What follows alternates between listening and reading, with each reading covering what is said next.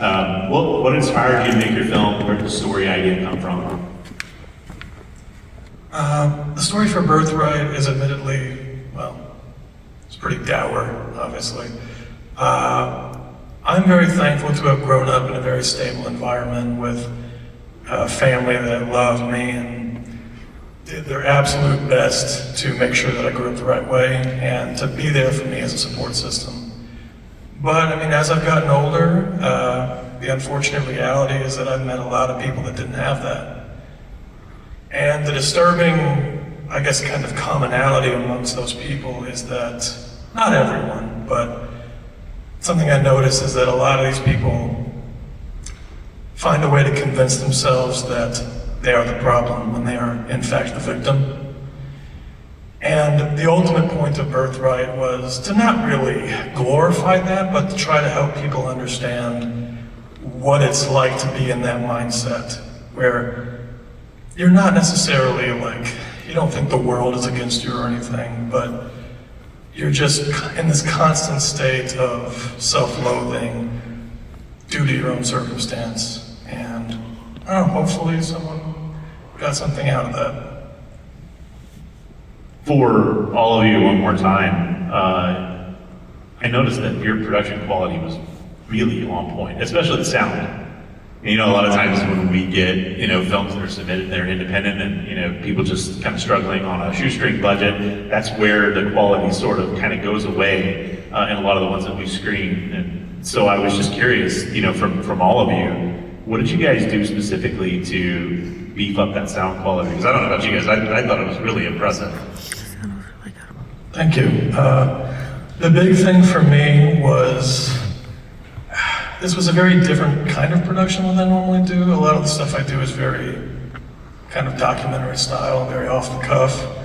This was the first project I've done in a while that was more focused, and that in turn really helped me out, beef up the sound quality after the fact.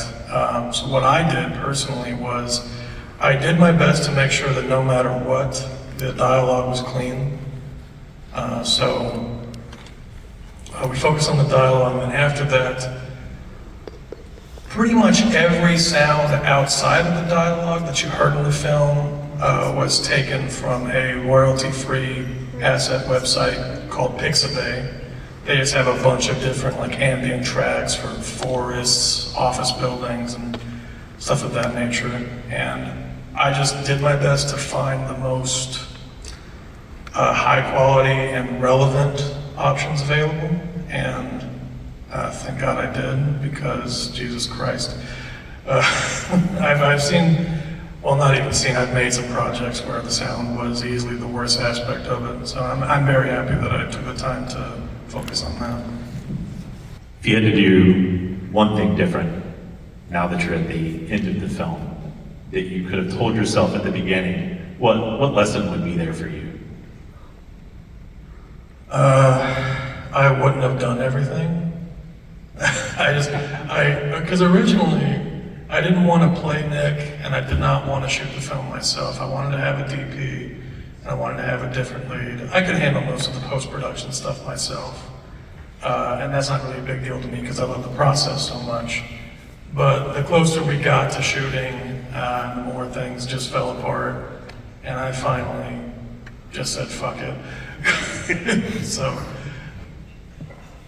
if I had a choice, I would definitely have had a different person play the lead, and I definitely would have not shot the film myself, because I think they would have just freed us up.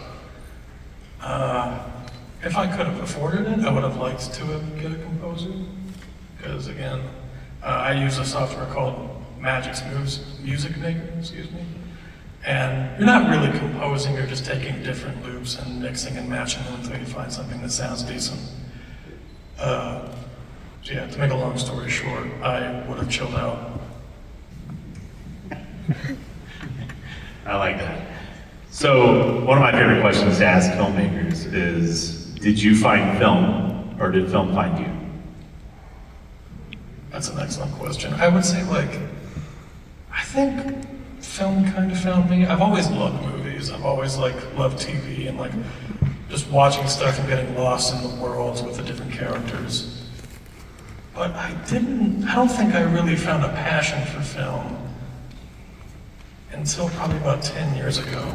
I saw a movie called Sicario in theaters, and in my head, when I saw the trailers and everything, I thought, oh, it looks like a cool action film. I'll go watch that and have a good time. And what I got was so much more than that, and it made me really appreciate kind of the art of filmmaking for the first time. And from there, just a pure obsession started. So, Are there any questions out there that you would like to ask? So I know for one of your productions, you filmed on site in a forest, presumably a while. What was kind of the struggle of like filming on location in a environment where there's not like a lot of electricity, or like maybe actors getting like uncomfortable with the heat or the sun or the cold? Just tell me about that process and like any struggles along the way. There's a little bit. There you go. Yeah, a little bit of the struggles involved not only being in the middle of the woods, but this was on top of a hillside, a couple 100 feet up. So like we had to carry equipment probably about a quarter mile into the woods uphill, both ways. So it was a lot of hard work, and it being in the middle of the woods and people in barefoot feet, and also the weather was predicted to be about 70 degrees or so, but when we filmed that day, I think it was 56 degrees. So like we had people on loincloths and like in primitive regalia, and they were freezing their butts off literally. I appreciate their strength of enduring the filming. Yeah, I don't know. But when people really love what they're doing, everybody really stuck it out and help make a good film out of it. But yeah, in the middle of the woods creates problems like with getting electricity there and setting up all your equipment and stuff. It's not really quick and easy. So. Make sure all your batteries are charged. Yes.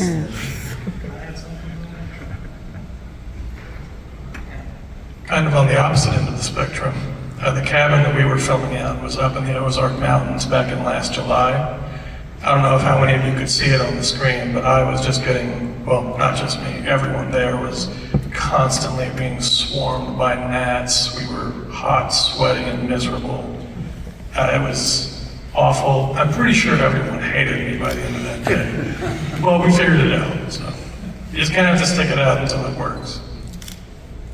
I just kind of wanted to speak on the technical end, being the theater nerd I am and working in the technical field. I thought it was really nice seeing all of y'all individually having different separate stories, but one thing I wanted to touch on was the lighting. I think very specifically with Birthright being in black and white, that was a lot. For example, on Caleb's film, the coffee scene, when he breaks down and it's at night, I thought that was very specific.